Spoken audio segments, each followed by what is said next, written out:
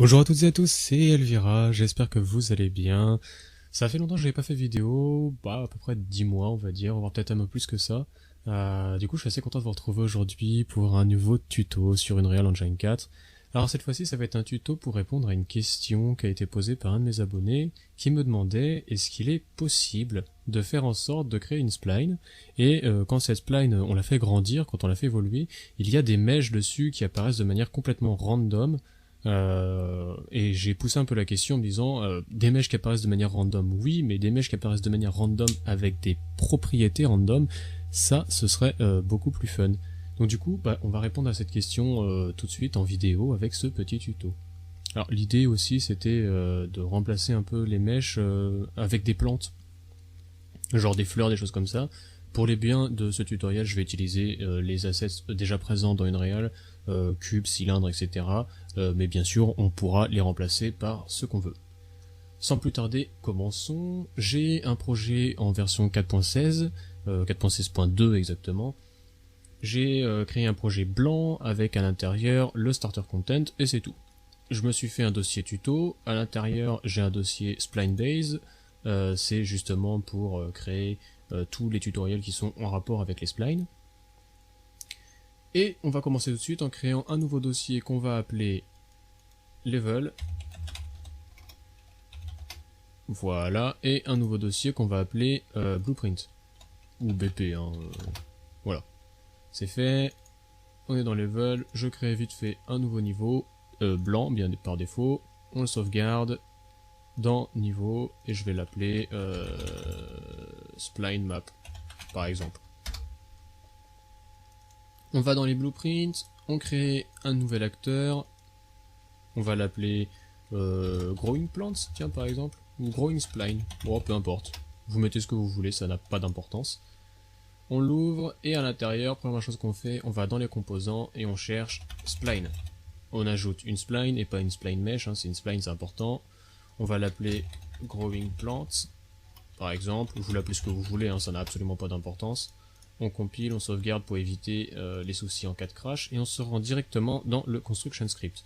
Alors pour ceux qui ne savent pas, on est dans le construction script parce que c'est ce qui s'exécute avant le démarrage des logiciels que vous créez. Là en l'occurrence dans Unreal, le construction script ça permet en fait d'exécuter un peu tout le code qu'on va lui indiquer là en bougeant dans l'éditeur sans exécuter quoi que ce soit. On est dedans, la première chose qu'il nous faut c'est positionner des mèches le long d'une spline et on va avoir besoin d'une boucle pour ce faire. Donc on va chercher un for loop, voilà. On a besoin de lui spécifier des index, à savoir le premier et le dernier. Dans le premier, je vais spécifier 0 pour des raisons d'optimisation. On va sélectionner notre spline, on la glisse dans le graphe et on va chercher le nombre de points qu'il y a sur la spline. Donc on fait get number of spline points. Vu qu'on a besoin d'un index, on va chercher ce nombre -1. Voilà. Une fois que c'est fait, on a besoin de créer un index à partir de la distance sur la spline et pas du nombre de points, parce que si on a un mesh qui spawn en fonction du nombre de points, on va avoir rapidement un problème. Nous, on va spawner un certain nombre entre un certain nombre de points avec un certain espacement. Pour ce faire, c'est très simple, on crée une nouvelle variable, on va appeler spacing. Cette variable, elle est publique et elle est de type float. On récupère toujours la référence de notre spline et on va chercher get distance along spline at spline point. Hop, on en a besoin de deux comme ça. Le premier point c'est le point d'index 0 et comme on nous demande un index, on va prendre le dernier point de la spline qui est en fait l'index du dernier point de la spline qui est le nombre de splines -1 puisque les index commencent à 0 et pas à 1. Pareil, on n'oublie pas de spécifier la cible. On va récupérer la plus grande valeur de distance, c'est-à-dire le dernier point. On va la soustraire à la plus petite valeur de distance, c'est-à-dire le premier point, et ça nous donne du coup la longueur totale de notre spline. Il y a un autre moyen de le faire qui est plus court, c'est de faire get spline length. Voilà, ça marche aussi. On va le faire de cette manière-là parce que c'est une façon un petit peu plus mathématique, complexe on va dire, mais c'est une méthode qui marche à coup sûr, et le jour où il décide de supprimer le getSplineLength pour x ou y raison, et au moins vous savez que cette méthode-là fonctionne. On a cette valeur-là, maintenant ce qu'il faut c'est voir combien de fois est-ce qu'on peut mettre notre espacement dans cette largeur. Pour ce faire c'est très simple, on va faire un division wall and reminder, et le divisor c'est notre spacing. En gros on lui dit combien de fois il y a notre spacing dans notre distance, et il nous retourne une valeur où il a séparé l'entier et la partie flottante, l'entier nous servant de dernier index. Bon, et ben on a notre boucle. Maintenant qu'on a notre boucle, à chaque fois qu'on passe sur un index, qu'est-ce qu'on fait? Et ben on va ajouter notre static mesh. Donc on fait un add static mesh component. Voilà. On coche le manual attachment parce que sinon on a des soucis de position avec une réal. C'est une histoire de parenté, je vous laisse regarder la documentation disponible sur internet à ce sujet. On a besoin de lui spécifier une distance. Enfin, pas vraiment une distance. On a besoin de lui spécifier des coordonnées 3D qui vont lui servir d'origine à ce mesh. Pour ce faire, c'est très simple. On a besoin de notre spline et on va lui demander quelle est la position qui nous intéresse, get location, at distance along spline. On nous demande de spécifier une distance, et la distance, elle est très simple, c'est notre spacing, multiplié par notre index. En gros, à combien de fois notre spacing en distance, quelles sont les coordonnées à tant de fois notre spacing en distance. Donc par exemple, quelles sont notre coordonnées à 0 fois le spacing, nos coordonnées à 1 fois le spacing, etc. etc. Et comme ça permet à la distance d'augmenter le long de la spline. Excusez-moi pour ça. Et du coup, à nos coordonnées de changer. On veut les coordonnées en world et pas en local, sinon par exemple on a quelques petits problèmes. On split la structure du transform parce que sinon c'est pas compatible. Et ce qui nous intéresse, nous, c'est le relative transform location. Hop, on le plug comme ça, et ça marche. Maintenant, on va créer 4 nouvelles variables, et ça c'est pour le côté random, vous allez voir pourquoi. La première variable, on va l'appeler static mesh. Et ça va être de type static mesh. Alors on choisit static mesh et référence, et ensuite on va en créer 3 autres, voilà, qu'on va appeler static mesh 2, static mesh 3 et static mesh 4. On les met toutes en public, ce qui nous permettra de pouvoir les éditer dans le panneau de détail de notre spline ici. Et là, ce qui va être assez rigolo, c'est qu'on va créer notre premier random. Comment on fait ça? On va chercher un random int inRange, voilà, et le random va se faire entre 1 et 4. On va chercher un switch, et on va switch sur les int. On plug notre sélection ici, l'exécutable là, et on rajoute 1, 2, 3, 4 et 5 pins de connexion, puisque le 0 on s'en sert pas, on a besoin que du 1, du 2, du 3 et du 4, puisqu'on a un random integer variant de 1 à 4. Si vous aviez mis 0, vous auriez besoin du 0. En l'occurrence, on va utiliser que 4 mèches, donc j'ai besoin que de 4 valeurs. J'aurais pu faire de 0 à 3, ça marchait aussi. Bon, je vais faire de 1 à 4 parce que voilà. Pour le numéro 1, on va faire... Alors juste avant, tenez, d'ailleurs on va gagner un petit peu de temps, juste avant ça, on va cliquer ici et on va créer une variable pour ça, on va appeler returned static mesh. Voilà, on n'en a pas besoin en public, c'est juste pour nous en interne pour rendre le code plus propre. Voilà, donc on garde ça et on fait un set static mesh, voilà. Et là, on va lui spécifier le static mesh avec nos variables. On en a besoin de 4 comme ça. Et on en a besoin de 4 puisqu'on a 4 randoms qui arrivent. Donc on va spécifier le target à chaque fois, qui est notre mesh retourné. Le return static mesh, ici, là que j'ai appelé comme ça, voyez-le comme un slot. Et dedans, on va spécifier quel mesh on veut. Alors c'est un slot avec toutes ses propriétés, évidemment. Le scale, la position, la rotation. J'imagine que dedans, on doit pouvoir également trouver tout ce qui va être physique et compagnie. Oui, voilà, on a les collisions, on a la physique, on a la totale. Donc voilà, c'est vraiment un slot, mais nous, on va lui spécifier, du coup, le mesh qu'on veut, qui va être une variable, et ce sera présent ici dans le panneau de détail. Donc, on va link, par exemple, le 1 ici, le 2 là. On peut le faire dans l'ordre, ça n'a absolument aucune importance. Après, c'est dans l'ordre auquel vous voulez vous spécifier les static mesh. Donc, par exemple, on va garder celui-ci, Celui-là, on va tous les prendre, mais c'est dans quel ordre est-ce qu'on va les mettre, c'est ça qui va être amusant. Hop, voilà.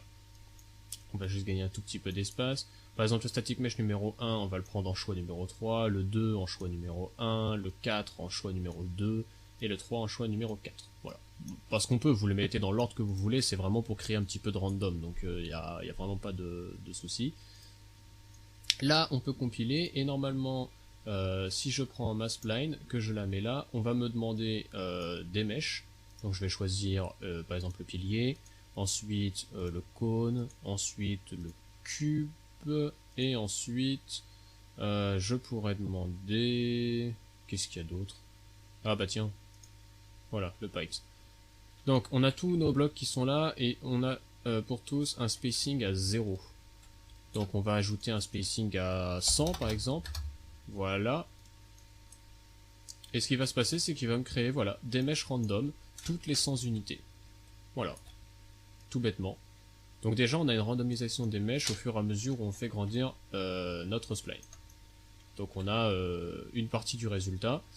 Si vous voulez plus d'écart entre chaque mèche, vous augmentez le spacing, et vous l'augmentez en tapant les chiffres, vous ne le faites pas en faisant glisser le petit slider comme ça, parce que si vous le faites, en fait, vous allez simplement faire cracher le moteur. Parce qu'il n'arrivera pas à interpréter la valeur que vous voulez rentrer, et bim, pouf, plus de moteur. Et ça, faut le dire, c'est dommage. Pareil, on sauvegarde régulièrement pour éviter les soucis en cas de crash. Bon, maintenant qu'on a ça, on va tout de suite vérifier s'il n'y a pas moyen de faire quelque chose d'un peu plus random. Alors qu'est-ce que j'entends par quelque chose d'un peu plus random? C'est qu'est-ce qui se passerait si par exemple on pouvait affecter le scale de ces mèches. Et ben on va faire ça tout de suite. Donc, maintenant que c'est fait, on va aller chercher un nouveau random, et pour ce faire on va créer une macro. Alors, on fait un random int in range. Pareil, on va aller sélectionner entre 1 et 4. Voilà. On fait un switch, toujours sur les ints. Voilà. Et on va chercher 1, 2, 3, 4 et 5 pins, parce qu'on a besoin du 1 à 4. On récupère notre return static mesh machin. C'est lui qui nous intéresse. Voilà. Donc c'est toujours notre slot en question. Et dans ce slot, on va lui dire set. Alors on peut faire en relatif ou en world, ça n'a pas d'importance clairement. Je vais le faire en relatif parce que je préfère. En fait là on va influer sur le scale. On va en faire que 2 parce qu'on peut se marrer, et vous allez comprendre quel est le délire. Donc là hop, on en a 2 comme ça. Et ce qui se passe, c'est que dans un cas, si on tombe sur 1 par exemple, on va modifier le scale. Si on tombe sur 3, on va modifier le scale. Et puis si on tombe sur 2 ou sur 4, on modifie rien du tout. Voilà, comme ça permettra d'avoir un petit peu de variation, ça peut être assez fun. Donc le scale, il faut bien spécifier à mettre toutes les valeurs à 1 de base, parce que sinon en fait vous aurez carrément pas de mèche.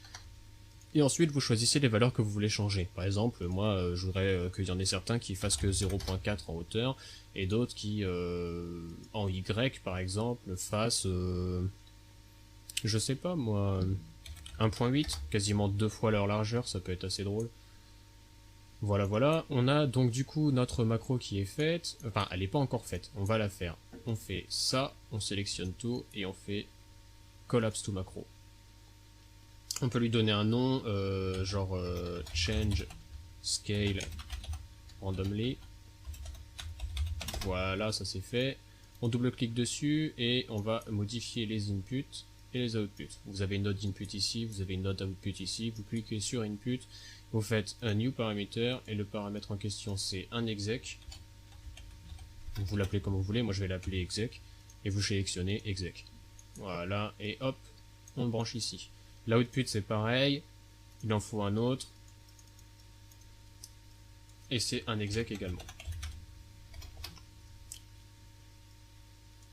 Par contre je voudrais qu'il s'appelle exec. Non, bon bah je vais l'appeler exec out alors. Voilà. Tac. Et tac. On compile, on sauvegarde, on retourne dans le construction script, et on a notre macro qui est disponible juste ici. On l'exécute là, et on va la dupliquer. Alors pourquoi on la duplique et pourquoi on n'utilise pas simplement les exécutables vers le même? C'est simplement parce qu'à la sortie de chacun, on va faire un autre random.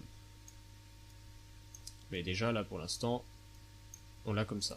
On compile, on sauvegarde, on va voir, et normalement vous allez pouvoir constater du changement. Voilà, vous pouvez voir qu'il y a des cubes qui sont plus grands que d'autres. Et en théorie, vous devriez avoir aussi des comment dire, des piliers. Voilà, on a un pilier qui est plus petit que les autres. On a vraiment voilà du random. Alors, si vous voulez plus de random, vous avez qu'à connecter plus de pins. Par exemple, on va chercher dans la macro. Vous en avez besoin d'en modifier qu'une seule, hein, vu que c'est une macro. En fait, ça va modifier toutes les autres. Par exemple, je prends le 2 et je le plug là. Hop. Et vous allez voir que tout de suite, on va avoir beaucoup plus d'objets qui sont plus petits en Z. Vous voyez, les piliers par exemple, des choses comme ça. Plus d'objets qui sont plus petits en Z qu'avant quoi. Si vous voulez connecter tous forcément sur un type en particulier, et que vous voulez à chaque fois qu'il y ait un changement particulier, ça affectera tout le monde. Exemple, là le 4 il fait rien du tout, mais si je le plug ici, on aura le choix du coup que entre ces deux possibilités là, et on n'aura pas de scale normal. Donc là pour montrer une différence, j'ai volontairement laissé un scale normal. D'ailleurs c'est le 3 qu'on va laisser, on va plugger le 4. Pour modifier encore plus le random. Bon, ça c'est fait. Maintenant, ce qui pourrait être assez intéressant, c'est aussi de modifier la couleur. Plus on a de paramètres qu'on peut modifier, plus ça peut vous donner d'idées pour d'autres types d'objets. Là c'est très simple, ce sont simplement des objets basiques. Mais par exemple des plantes, ça vous permettrait d'utiliser le même principe pour changer, je sais pas, le nombre de pétales, le nombre de feuilles, leur couleur, leur taille, etc., etc. Vous pouvez modifier autant de paramètres que vous voulez. Pour ce faire, je retourne dans mon dossier Spline-Based et je crée un nouveau un nouveau dossier et je l'appelle matériaux. À l'intérieur, je crée un nouveau matériau, je vais l'appeler MyMaterial. Voilà. Je l'ouvre et dedans on va faire un système extrêmement simple. On a besoin constante pour un vecteur, on la duplique 4 fois.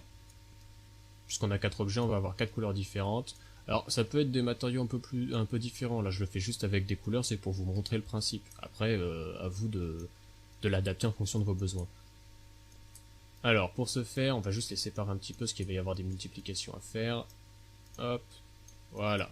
Premier, on va choisir un beau pink. Voilà, un peu fuchsia, parce que j'aime bien le fuchsia. Voilà, ensuite on va aller choisir un beau orange par exemple. Voilà, comme ça. On va prendre un beau bleu. Un petit peu plus foncé. Voilà, impeccable. Et puis pourquoi pas un beau vert.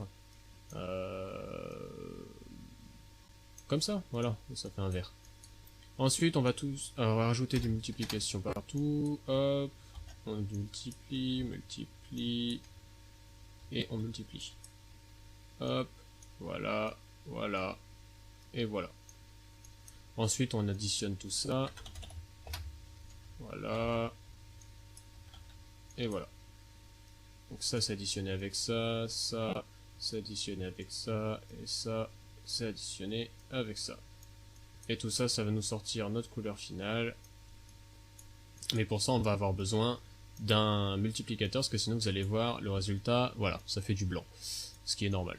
Le multiplicateur final, ça va être un constante 4 vecteurs. Voilà. Qu'on va transformer en faisant clic droit dessus en paramètre. Le paramètre, on va l'appeler ici dans les détails Color Choice. Vous pouvez l'appeler ce que vous voulez, moi je vais l'appeler comme ça pour m'en souvenir. Hop. Et les valeurs, on va toutes les laisser à 0 pour l'instant, et vous allez comprendre. Hop, ça va nous servir de multiplicateur en fait. Chaque channel va nous servir de multiplicateur, et vu qu'on peut y accéder en blueprint, ça va nous permettre de choisir la couleur.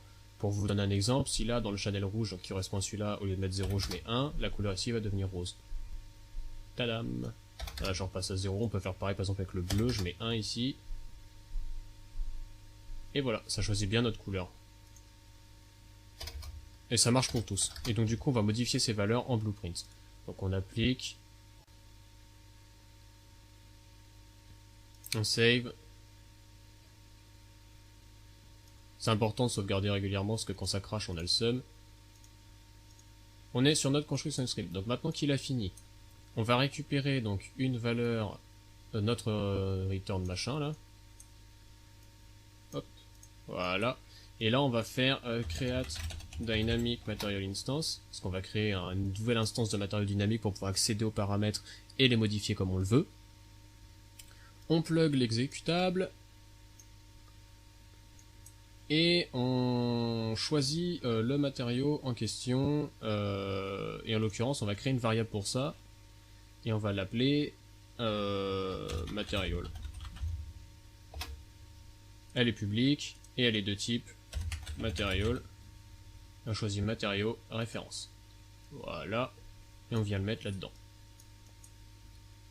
On va faire ça pour chacun d'entre eux. Parce qu'on va avoir des petites modifications à faire. Hop. Et voilà. On branche les exécutables. Et on n'oublie pas évidemment de brancher le target. Le target c'est fait. Maintenant, sur notre valeur ici, on va faire un set scalar. Non, c'est pas un scalar d'ailleurs, c'est un set vector parameter value. Voilà, parce que c'est des valeurs vectorielles vu que on a les valeurs RGB, c'est voilà, c'est des vecteurs. Il y a 3 ou 4 valeurs. On a les vecteurs 2, vecteur 3, vecteur 4. Je sais pas s'il y a des vecteurs plus élevés que ça. Mais ce sont des valeurs vectorielles comparées à des valeurs à un seul chiffre qui sont des valeurs constantes, float ou int, mais pas vectorielles. D'ailleurs, si c'est... Oui, non, si, c'est ça. Donc, on va, comment dire, dupliquer cette variable aussi, parce qu'on va changer la couleur à chaque fois, vu qu'on a 4 valeurs différentes. Et on pourrait, comment dire, compliquer la chose encore plus. D'ailleurs, ça pourrait être assez drôle. On va compliquer la chose après. Parce que là pour l'instant ça va pas vraiment être random. On va le compliquer tout de suite en fait. On va le compliquer tout de suite parce que sinon c'est pas du tout random. Là on va refaire notre macro, elle est là. Et on pourrait on va refaire un truc. On va faire un switch on int. On va faire un random integer in range. Non, c'est pas from stream, c'est in range. Et mince. Random integer in range. Voilà. Pareil, toujours de 1 à 4. Ça peut être de 0 à 3 hein, si vous voulez. Hein. C'est juste que j'ai l'habitude de faire de 1 à 4 parce que bah, je préfère. Et on les connecte tous là. Parce que de toute façon, à chaque fois qu'il y a un exécutable qui va être branché, ça va être un nouveau truc random, donc c'est pas gênant. Et on a besoin de encore 5 pins, comme d'habitude. Voilà. Le pin numéro 1, on va dire qu'il choisit celui-ci. Le pin numéro 3, il choisit celui-là. Le pin numéro 4, il choisit le premier. Le pin numéro 2, choisit le troisième. Ça n'a aucune importance, vous le faites dans l'ordre que vous voulez. De toute façon, c'est juste pour créer du random. Vous pouvez même les mettre dans l'ordre. Hein. Le 1 prend le premier, etc., etc. C'est pas... De toute façon, c'est le random qui va... Enfin, c'est l'integer qui va définir lequel il choisit. Ce qui est important, c'est de bien plugger les cibles. Si vous le faites pas, forcément, vous aurez une erreur, ce qui ne sait pas à quel, le paramètre de quelle cible il doit s'adresser.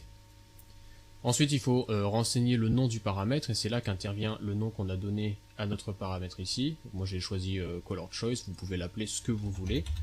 Ce qui est important, c'est que vous le renommiez, enfin que vous le choisissiez pour que le nom ici soit exactement le même.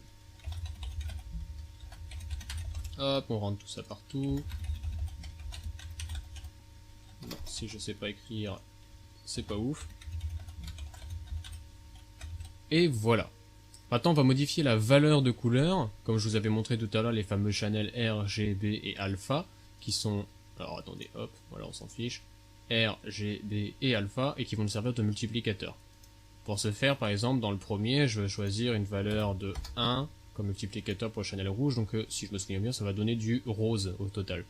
Ici, je veux 1, par exemple, dans les verts, et 0 partout. Ok, alors d'ailleurs, le rouge, ça me fait penser qu'il faut que j'enlève le 1 ici. Oui, si vous mettez 1 dans un champ, il faut que ce soit 0 dans tous les autres. Ici, on va mettre 1 dans les bleus, 0 ailleurs, voilà. Et ici, on va mettre 1 dans les alphas et 0 ailleurs. Vous pouvez le faire dans l'ordre que vous voulez, c'est pareil. Là, par exemple, ici, j'ai choisi de mettre le 1 en premier, puis après, ici, de mettre le 1 en 2, etc., etc. Vous pouvez mettre, par exemple, pour le premier, le 1 dans l'alpha. Ça n'a aucune importance. C'est juste dans quel ordre vous voulez, comment dire, que les couleurs, entre guillemets, apparaissent. Et encore, vous pouvez même pas le définir parce que vu que c'est random, en gros, ça change rien. Moi, j'ai juste fait dans l'ordre parce qu'au moins je m'y retrouve, quoi. Donc là, en gros, ce qui se passe, c'est que maintenant, il a choisi un nombre random et ce nombre random va décider, en fait, quel matériau va être affecté au static mesh en question. Voilà, donc ça peut être un cône, un pilier, un machin, après on lui dira est-ce que tu seras rouge, est-ce que tu seras vert, est-ce que... Voilà, ça va être complètement random. Mais il y a quand même un truc relativement important, c'est de récupérer ce fameux static mesh. Et maintenant il faut lui positionner le matériau. Donc là on va faire set matériau. Et là le matériau en question, on va avoir besoin de le faire en 4 fois. Pareil. Parce qu'on a 4 entrées, parce que c'est la sortie du material instance dynamique qui est importante. Donc hop, on plug ça, on plug ça, on plug ça, et on plug ça. Parce qu'en gros, on a modifié notre matériau de base, on en a créé une instance. Cette instance, on lui a changé ses paramètres de base, et maintenant on va les affecter comme étant le matériel principal de notre mesh. Et donc là, hop, on met les exécutables, on compile. On a une erreur quelque part, parce que le target il est pas mis. Voilà. Tac. Tac. Très important de toujours penser aux cibles. D'ailleurs on a le résultat ici dans le résultat de compilation, on nous dit voilà que le champ target doit avoir quelque chose de connecté. On sauvegarde, et ici les mèches sont toujours blancs et c'est normal parce qu'on n'a pas encore affecter, cling, le matériau. Mais maintenant que c'est fait, vous voyez, on a bel et bien les couleurs qui changent, les mèches qui changent et la taille qui change. Et si je bouge comme ça, c'est vraiment complètement random. Et vous pouvez faire ce que vous voulez. Voilà, je peux aller, hop là, chercher des choses comme ça, monter un petit peu. Il y a vraiment de quoi s'amuser comme ça, voilà. Donc là pour l'instant c'est un petit peu bête et un petit peu simple parce que c'est juste et uniquement des comment dire, des couleurs, des formes très très basiques et juste le scale. Mais si vous appliquez ça par exemple sur votre projet avec effectivement voilà différents types de buissons, différents types de matériaux qui peuvent être affectés à ces différents types de buissons. Bon, alors quand je dis buissons, ça peut être des fleurs, hein, des arbres, ce que vous voulez. Là en l'occurrence, on récupépète depuis le début. En l'occurrence, la question était plus portée pour ce qui serait, comme exemple, vraiment des plantes, quelque chose de végétal. Pour le bien de la vidéo, je vais pas modéliser, comment dire, des plantes et des choses comme ça. Ça marche exactement pareil. Vous définissez vos matériaux, les scales, etc. et vous les appliquez comme vous voulez. En l'occurrence, ici, on n'a qu'un seul champ matériaux comme variable, parce que, vu que c'est que des couleurs, j'ai créé un paramètre pour lui dire tu feras un matériau rose, un matériau orange, un matériau bleu, un matériau vert. Mais je vais pas physiquement créer 4 matériaux pour chaque couleur, c'est complètement useless et ça me prend juste plein de place pour rien et ça crée plein de fichiers pour rien. Par contre, si vous avez des matériaux qui sont plus compliqués, vous allez sûrement avoir, je sais pas moi, un matériau brique, un matériau, j'en sais rien moi, béton, feuille, ce que vous voulez. Et vous risquez d'avoir différents matériaux et vous pourrez pas faire comme moi et créer un seul et unique matériau avec des paramètres pour changer, etc. Surtout que plus les matériaux sont compliqués, plus c'est relou d'utiliser les paramètres. Mais, c'est faisable, hein, clairement c'est faisable, mais c'est quand même le bordel. Dans l'idée, ce que vous allez faire du coup, c'est que plutôt que de modifier un paramètre vectoriel comme ça du matériau, vous allez simplement créer une instance dynamique de votre matériau en question et vous allez lui appliquer directement. Vous n'êtes pas obligé de le faire comme ça. Je regarde juste matériel interface référence. Non, il demande juste un matériau. Donc vous êtes même pas obligé de passer par ça. Vous gardez le random et à votre random en fait vous allez simplement prendre le mesh ici et faire un set material et vous choisissez parmi les variables que vous aurez pour vos différents matériaux. Si vous avez 15 matériaux, vous avez 15 variables différentes avec un matériau dans chaque variable et vous choisissez bêtement lequel vous voulez mettre, voilà. Sachant que de toute façon ce sera random. Donc il faut bien choisir ces matériaux parce que si vous mélangez buisson, maison, etc. et vous vous retrouvez avec une maison avec une texture de buisson et inversement, bon je vous raconte pas, on part dans un délire assez ouf quand même. Mais c'est ce que vous auriez à faire, vous auriez juste à skipper tout ça, ça dégage, et vous branchez simplement vos variables de matériaux ici. et vous le faites pour autant de matériaux que vous avez. Je rappelle évidemment que par exemple le random ici, il y a que 4 sélections parce que j'ai décidé d'en faire que 4, j'avais que 4 mèches, etc. Mais même si j'ai que 4 mèches, je pourrais faire beaucoup plus de random que ça, avoir encore plus de matériaux, en avoir peut-être 15, 20, 30, et puis affecter 4 mèches avec 30 matériaux différents, histoire de vraiment créer du random. Pareil, dans ma macro ici, on a créé que 2 tailles différentes, mais je pourrais avoir 70 randoms différents, avoir plein de scales possibles et inimaginables pour les mêmes mèches, et ça aurait vraiment un immense random, et ça créerait beaucoup de possibilités. Donc si vous appliquez ce système à votre projet avec des choses peut-être plus évoluées qu'un bête cube et un cylindre, parce qu'on est d'accord qu'on est sur quelque chose de relativement simple là quand même, ça peut vraiment vous donner des possibilités assez ouf et vous permettre en fait de faire des choses vraiment jusqu'à l'infini quasiment. Il y a une possibilité également qui est de stocker les valeurs de chacun de ces objets. Par exemple, lui, il est plus petit que l'autre, il est bleu, il est ceci, il est cela. Ça se fait avec des tableaux et des choses comme ça. C'est assez compliqué étant donné que le construction script il a ce petit défaut qu'à chaque fois qu'il y a un mouvement ou une modification ou quelque chose qui change, il reset tout à zéro. Et c'est d'ailleurs pour ça que hop, voilà, je fais ça, tac, il y a tout qui change d'un coup. C'est pas juste un qui se rajoute ou quoi, il y a tout qui change. C'est le propre du construction script, tout se réexécute dès qu'il y a quelque chose qui bouge. Mais il y a quand même moyen de sauvegarder des valeurs, etc. Pour ça, je vous invite à aller voir un tuto qui a été fait par Unreal Engine justement, par un des développeurs de la team Unreal Engine sur YouTube, où il a fait un tuto, c'est peut-être il y a quelques mois de ça, sur créer justement avec des splines un circuit de voitures, genre Mario Kart ou truc comme ça. Mais pour chacun des points, il peut spécifier par exemple comment la route est penchée d'un côté ou de l'autre, est-ce qu'il y a des barrières de sécurité de chaque côté ou pas, et si oui, de quel côté, et il peut rajouter des points sur sa spline comme ça, et ça se modifie pas. Donc je vous invite vraiment à aller regarder sa vidéo si jamais vous voulez avoir plus de détails sur comment stocker les données, c'est vraiment bien fait. C'est assez complexe, hein, je vous préviens d'avance, faut quand même avoir un peu de... on va dire, être un petit peu à l'aise quand même avec Unreal et avec les splines en règle générale, même s'il prend quand même le temps de bien expliquer, faut quand même bien comprendre les mécanismes de base. Bah, en tout cas voilà, ça va être tout pour cette vidéo, j'espère qu'elle vous a plu, j'espère que vous avez appris des choses, j'espère que le format sera pas trop long, parce que je sais que j'aime bien blablater dans tous les sens et raconter ma vie. Mais voilà, c'est ce que je vous propose comme tuto aujourd'hui. J'espère à mon abonné qui m'a posé la question que ça répond justement à sa question, que c'est ce qu'il attendait. Si c'est pas le cas, hésite pas, à mettre dans les commentaires ce que t'aurais voulu de plus détaillé, ou enfin de reformuler ta question éventuellement avec plus d'informations, ce qui me permettra de faire quelque chose de beaucoup plus ciblé pour ma prochaine vidéo. Voilà, j'espère que ça vous a plu, j'espère que vous avez passé un bon moment. Si vous avez des idées, des suggestions, des commentaires, n'hésitez pas, il y a l'espace commentaire pour ça justement.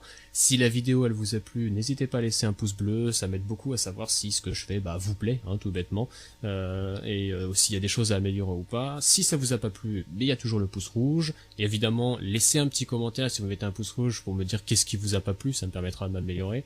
Si vous avez aimé aussi, laissez un petit commentaire pour me dire ce qui vous a plu, ça me permettrait de savoir sur quelle voie je peux continuer ou pas. Et puis si vous souhaitez rester à la page, si on peut dire ça comme ça. Non mais si vous voulez avoir plus d'informations, plus de tutos, et puis voir quand est-ce que les prochains vont sortir, et n'hésitez pas à vous abonner à la chaîne tout bêtement. Et puis, si vous en avez marre, comme moi, du format 4 tiers, le format qui pue, le format dégueulasse, vous pouvez éventuellement m'aider à acquérir un format 16/9 un peu plus propre, qui me permettrait de faire des vidéos en HD, en me soutenant via PayPal. Il y aura un lien dans la description. Alors c'est évidemment absolument pas du tout obligatoire, et franchement, faites-le que si vous le pouvez et si vous le voulez. C'est important, moi je vais pas là à dire donnez-moi de l'argent, clairement je m'en fiche, mais c'est sûr que si vous pouvez me filer un coup de main avec ça, clairement ce serait parfait quoi. Voilà. Je vais également réfléchir à voir si je crée une page Patreon ou pas, j'avoue pour l'instant je sais pas trop, je vais voir un peu comment défilent les tutos, et puis voir si vous avez des requêtes, d'autres tutos que vous aimeriez voir, puis voir si tout simplement le contenu vous plaît. En tout cas voilà, j'espère que vous avez passé un bon moment, que vous passez une bonne journée, que vous êtes bien éclaté, et puis moi je vous dis à la prochaine pour une nouvelle vidéo. Ciao.